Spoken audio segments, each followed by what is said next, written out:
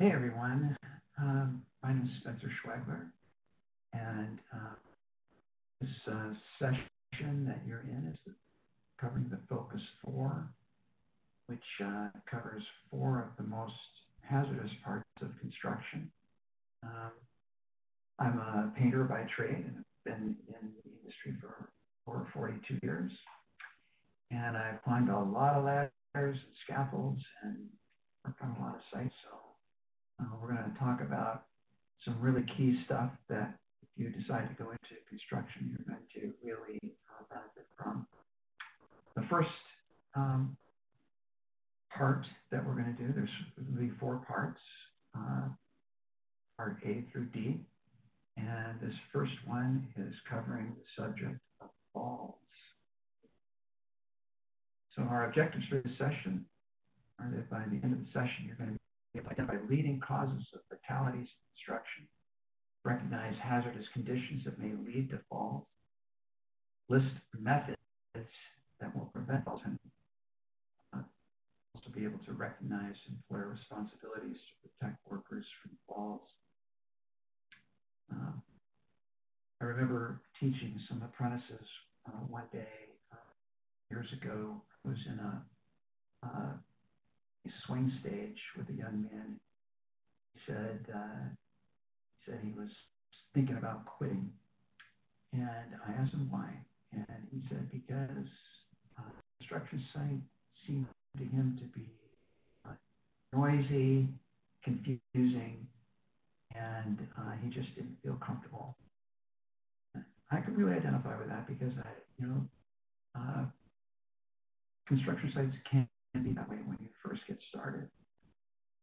So these four areas that we're going to talk about, and particularly falls, which is the one that hurts most people, is something that if you can just get a hold of some of these simple principles, it's going to make your life a lot better out on the job site. So falls are the number one cause of death in construction, and they account for about 35% of construction deaths nationwide. So the question is, what trades are most affected? And there's five that are more affected than others: laborers, roofers, carpenters, painters, and iron workers. And the reason for that's probably pretty obvious, but all trades are affected. Everybody works off of elevation at times, and so no matter which trade you decide to go into, you're going to need to pay attention to the potential for falls. So what are the main causes of fall fatalities? There's three of them: unprotected sides and edges, particularly roof and wall openings and floor holes. That's one reason why roofers are one of the leading industries where people are hurt or killed, falling off of roofs. So wall openings would be like windows and doors on the second floor or third floor. When the building's under construction, those are typically open before windows get installed, and so they can potentially be an area where you can fall, as well as holes in floors or decks. The second one is improper scaffold construction. So scaffolds typically, if they're not constructed properly, they can either tip over or you can fall off of them, and we'll talk more about that. And of course, ladders are a huge issue, and we're going to talk more about that, as well as unguarded and protruding steel rebars. That may not make a lot of sense right now because you're not familiar with that, but as soon as you see a picture of it, you'll know exactly what I'm talking about. Just a little statistical background here. 33% of the fatalities are from roofs and unprotected edges, 18% from scaffolds, ladders at 17%, structural steel, that's what iron workers erect. That's sort of the skeleton of a building.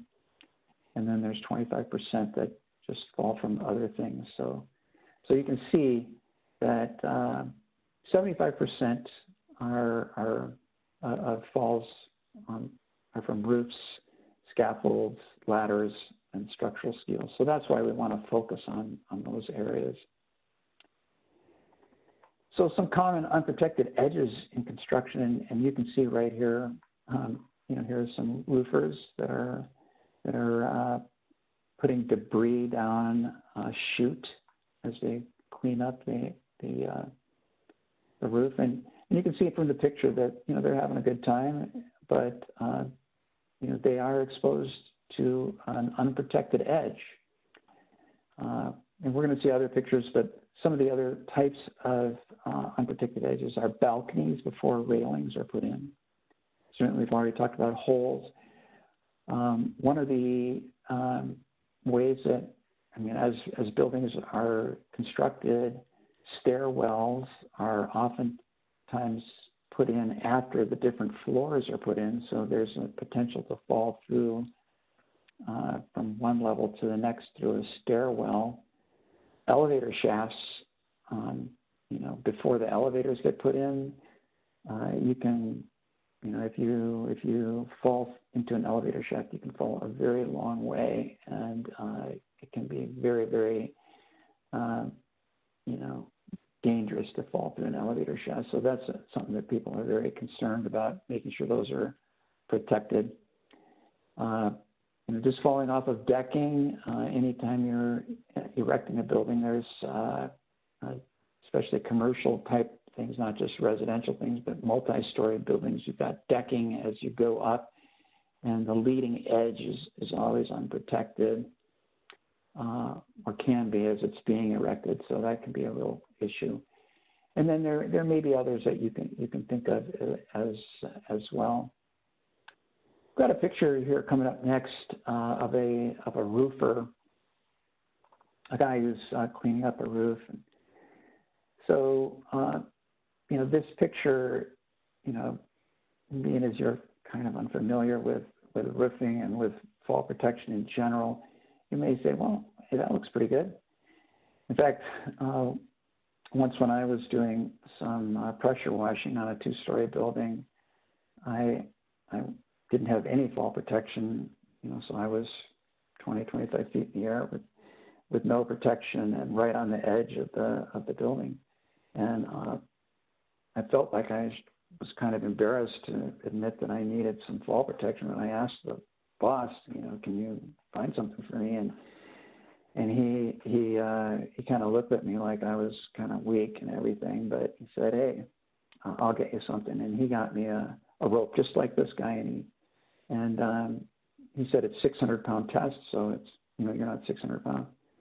And when you get into the physics of a fall, you'll see that when you fall, the amount of impact on a rope is way beyond 600 pounds. But at any rate, it was very, very hazardous to put a rope around. And if this guy fell, that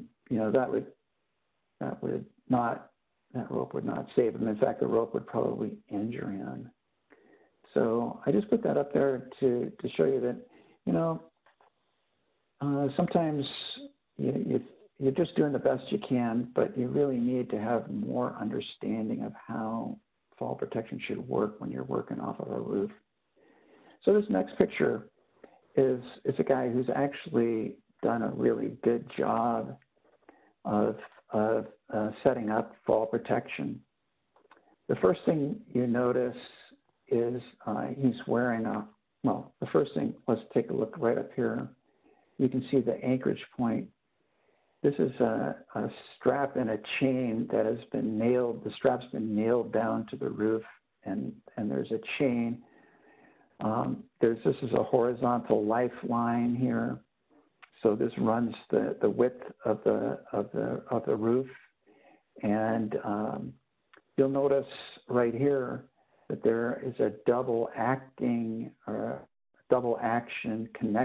connector. This it's probably hard to just imagine when you're just looking at it, but you actually have to pull back on this in order to open the gate on this connector. So that's for safety, so that this won't just come loose on its own. You have a vertical lifeline, so this lifeline connects down the roof to the D-ring on the back of the harness, and he's got, you know, a full body harness. So this is the type of personal fall arrest system that works really well and keeps the, you know, it keeps the workers safe in the event that he does fall. So working on roofs can be done safely. This is just one method. When you, you know, if you get into construction and work off of roofs, or even working off a roof in the future, if you're taking care of your own house, it can be done safely. The equipment's available. You just need to ask for it and do a little bit of research to find out how to do it safely. When you're erecting a building, as you're putting up the walls, you can see in this picture that there's an opening here. This is probably for a stairwell. This is just what I was telling you about earlier. This fellow right here is exposed to this fall. So the problem is for him is that he's thinking, well, I'm going to put up this wall right here. He's going to stand this wall up. So there's no way he can put a guardrail here. So, you know, that's kind of the question that he's wrestling with, and he just is assuming, well, there's nothing I can do, so I've just got to get with it, and I've got to be exposed to this fall. But in fact, there is something that he could do, and that's what these folks are doing. You can see there they have their harnesses on, and you can see they have these lines that are connected to their harnesses. And if you look at on the deck here, you'll see these are self-retracting lanyards. So as they walk away from this, it's spring-loaded and it just lets them walk away. But if they were to fall, it would instantly snap them from falling. It would instantly stop within like 2 feet, so they won't hit the deck below. So it's a little awkward. It's a little difficult to work with because, as you can imagine, if 3 guys are walking around with these attached to these yo-yos, they have to be careful that they don't trip on each other. But it's a good system when you can't set up guardrails, and you can see that there's holes here and holes over here. I mean, this whole deck area is not decked yet. So there is a solution that they can use when you are exposed to open deck areas like that. Another hazard we're talking about is holes, right? So a small opening is called a hole, and you know, folks like in this situation figure, well, we'll just throw some scrap lumber over that, and people will just pay attention, and they won't fall in the hole. This is not the right way to address this issue. A lot of times, people, you know, I mean, if everybody's wide awake and paying attention, they wouldn't step in that hole. But a lot of times you're tired, you're standing in the end of the day, or you're carrying something you can't see completely in front of you, and you'll end up stepping in that hole. So the best thing, and the only thing that you need to do, is use a cover. Okay, so holes in decks need to be covered, and covers over our openings must be properly marked and capable of supporting twice the intended load, or 400 pounds, whichever is greater. So you can see that this is a hole cover, and it's marked hole. It's pretty simple, not too difficult to understand. and it needs to be screwed down or nailed down. It's not just thrown over the top so somebody could bump it and knock it off. And if you're walking along a deck area and you see a loose piece of plywood that's marked hole, you should maybe ask that question: where does that was being used to cover something? So let's make sure that it gets put back where it's supposed to be. So it should be marked hole or cover. Okay, so let's jump into scaffolds. And we've talked about leading edges. We've talked about holes. And now we'll talk about scaffolds. Now this is a picture of just a flim-flam, homemade type of scaffold. There is absolutely nothing safe about the way these guys are working. There's no fall protection. The whole thing has been just thrown together with scrap lumber, and it's really, really a dangerous kind of setup. Scaffolds safety requirements are really pretty extensive, and if you we won't have time to go into it all today, but just to cover some of the basics, you can see from this picture, this is this system that's got a guardrail around it. It's fully decked with planking, the working area. And there is ladder access to get up to the working area. So some key things to remember: guardrails, mid-rails, and toe boards have to be in place. The guardrail has to be at 42 inches plus or minus 3 inches above the working surface. So you can see that's the top of the guardrail. It has to be able to withstand 200 pounds of force outward and downward. So it can't be just a flim-flam, piece of 1x2 or 1x4. It's got to be pretty stout, like at least a 2x4. Scaffolds have to be equipped with a ladder access. You can't climb on the crossbars. If you look in here, you can see these crossbars. So you can't walk on those. You can't climb on those crossbars. You have to climb up the ladder to get up to the top. Scaffolds have to be able to support their own weight and at least 4 times the intended load. So you can imagine, when I first started, I only went up 4 sections high usually, because I started out in residential. But when you get onto commercial work, you can be hundreds of feet high on scaffold.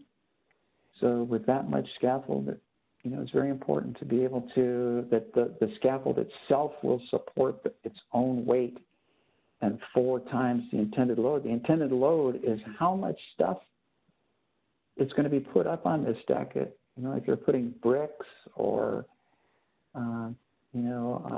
something else that's really heavy, because you're erecting a brick wall, that has to be able to be engineered to handle that weight. Most of the time in my industry, it was just paint cans, so it wasn't all that much, paint cans and people, so it wasn't all that much weight. But other industries, you can get some significant weight up on that surface area. So lots to know about scaffold safety. These are just some of the basics. Let's talk a little bit about ladders.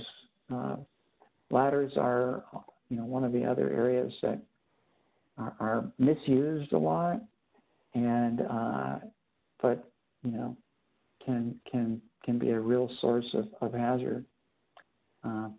So if you look at this picture, you can see that this is what they call an extension ladder. So this top section is the fly; it moves. And when you're setting it up against the wall, you want to set it up at a ratio of 4 to 1. So 4 times high to 1 time out away from the base. So it's a 75-degree angle from the wall. A lot of times you'll see people that think, well, I gotta fit it in here, so there might be a tree there or bushes or something in the way, so they'll try to stand it up steeper than that, and then they start climbing, and it wants to fall away from the wall the higher you get.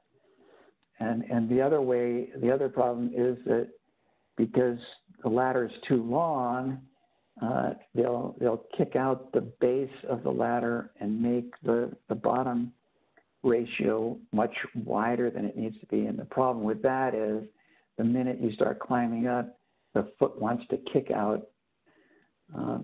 I had a boss that I worked for once years ago, and he was climbing up an extension ladder to get up to spray out a high ceiling in a house, and the ladder was set on a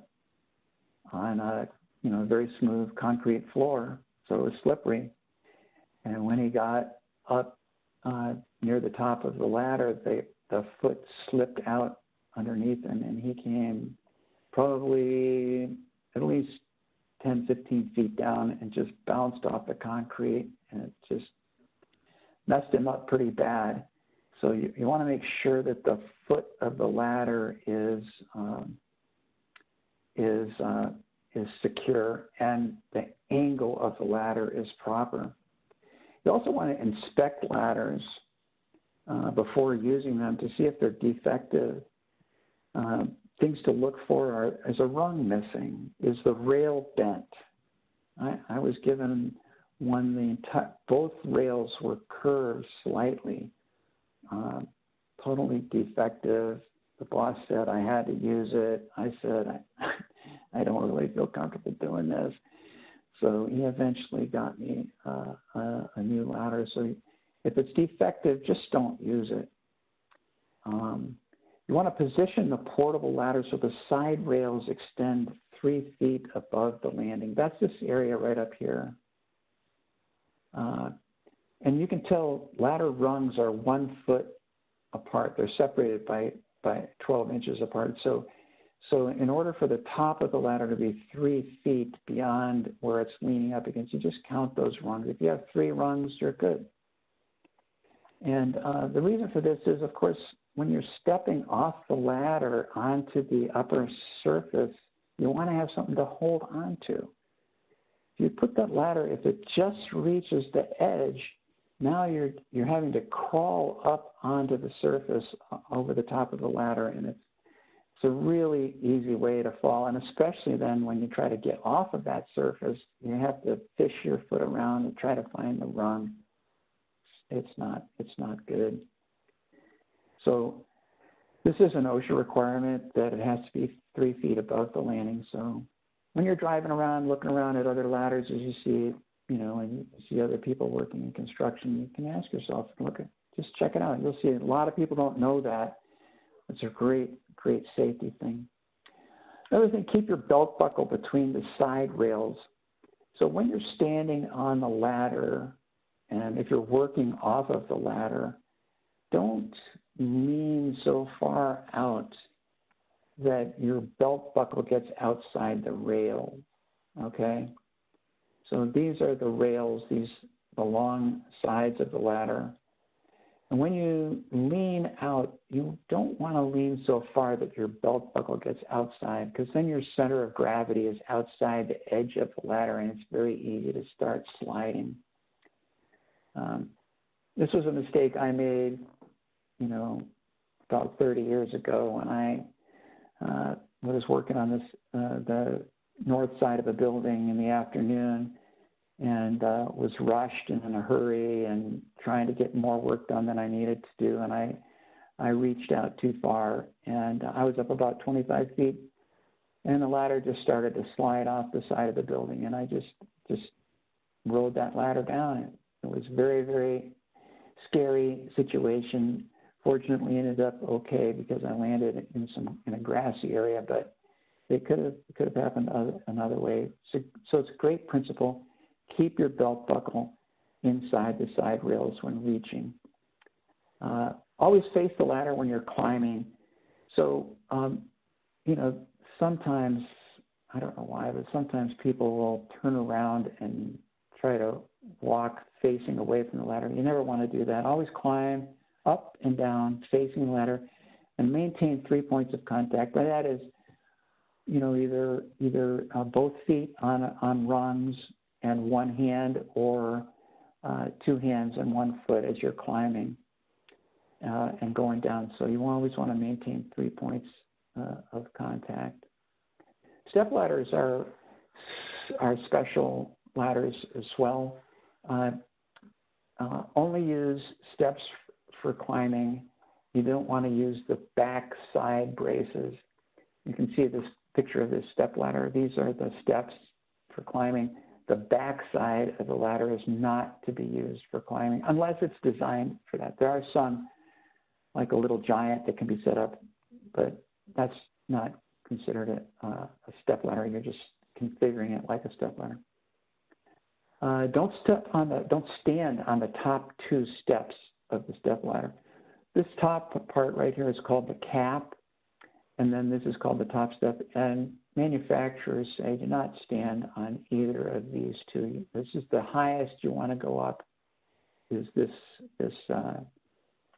step right here.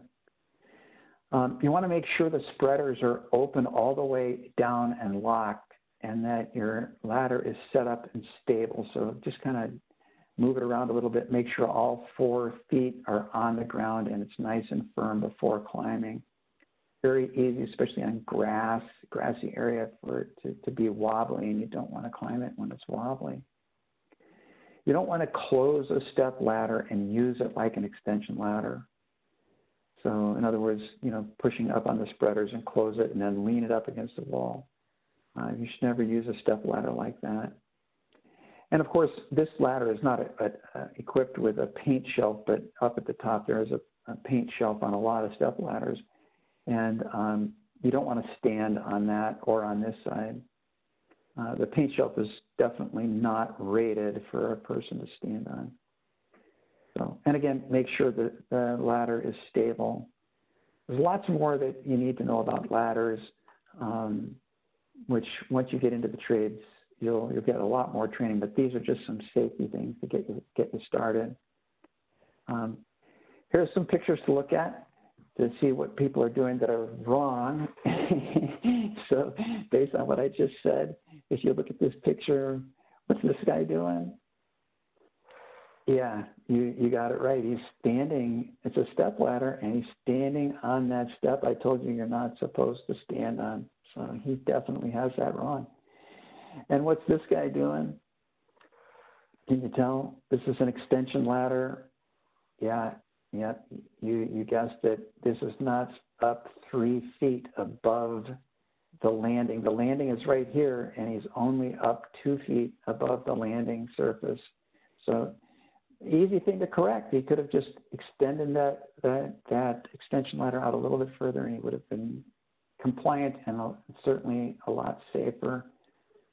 And this fellow is doing the same thing as the other one in the step ladder. He just needs a higher step ladder, a taller step ladder, because you shouldn't be working off a step ladder on that level. Okay, so now we're going to jump out of ladders and we're going to get into rebar. And I told you probably were not familiar with rebars if you haven't been in construction, but this is what we're talking about. Whenever you're doing new construction, to set up and reinforce the walls that are going to be built, you're going to have these rebars sticking up. And you can't, the folks that install this should not leave these rebars like this. What should it look like? Well, here's what you want to do. You want to guard those ends of steel rebars, because if you fall on a rebar, it's not a good thing. That is definitely going to hurt you. In my career, I've known a number of folks that have been severely injured and one fatality because of rebar, impalement. So guard the protruding ends of steel rebars. If you're on a construction site where they're not guarded, you should definitely mention that to folks. Say, hey, those should be guarded. And this is what you need. They have this little cap thing that fits on the top of them. There's different methods for that. You can use a 2x4 to cover them as well if they're all in line. But you definitely want to do that. You can also bend over. You can see how these rebars are bent. So you can also bend over the top of the rebar. The folks doing the construction generally don't like to do that because then they have to straighten it up or cut it, but it is an option.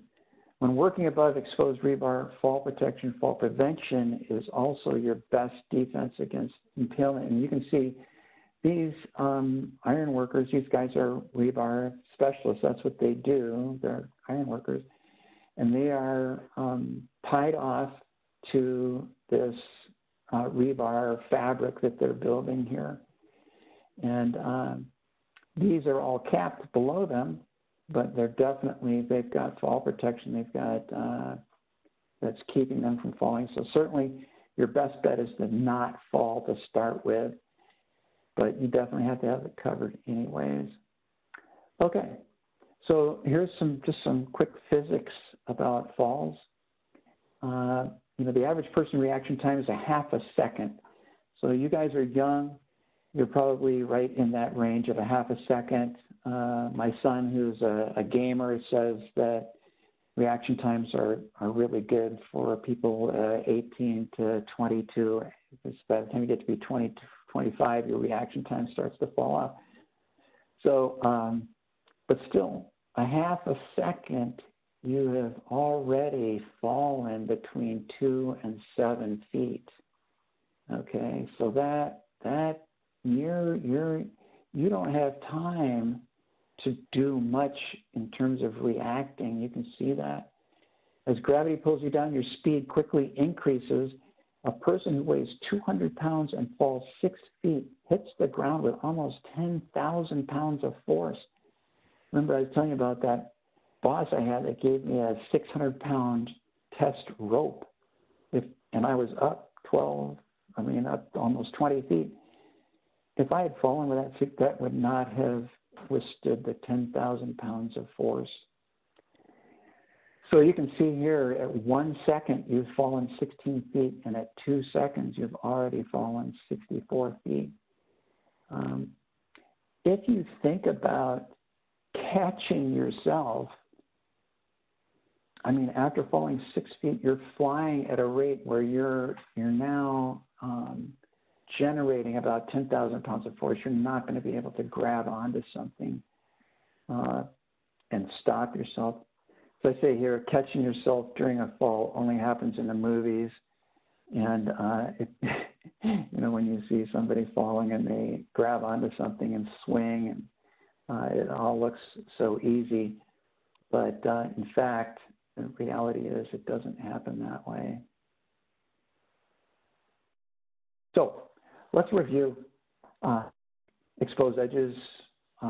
In general, OSHA requires fall protection on a surface with an unprotected side or edge greater than 6 feet above a lower level. So anytime you're exposed to a fall of 6 feet or higher from an edge, you got to have some kind of fall protection. It's usually a guardrail, but if the guardrail can't be instituted, then you need to have personal fall arrest system like a harness and either a yo-yo or a lifeline. Fall protection keeps workers from falling, such as guardrails and hole covers. Again, as I mentioned before, guardrails have got to be 42 inches, plus or minus 3 inches, be able to withstand 200 pounds outward and downward. Fall arrest catches the worker after they have fallen. Personal fall arrest systems are like the harness and lifelines. You can also use safety nets. Floor openings have got to be secured, covered, labeled with covers. What does that cover have to say? Yep, you're right. It's got to say hole or cover. Scaffolds have got to be erected and dismantled under the supervision of a competent person. So, you know, not just anybody can throw up a scaffold according to OSHA. Somebody's got to be a competent person, and we'll talk more about that a little bit later in a different session. Fall protection begins on scaffold at 10 feet. So while openings in floors and roofs, it's 6 feet. On scaffolds, it's 10 feet.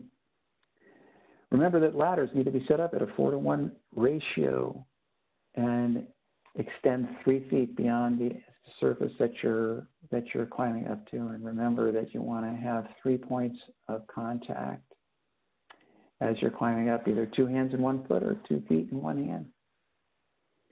Okay, hey, that brings us to the end. We've been here about 30 minutes, and remember, you're going to have in your lesson plan, you've got some questions that you've been looking at, and so hopefully I answered those. And our next session we're going to talk about is struck by. So we'll see you then.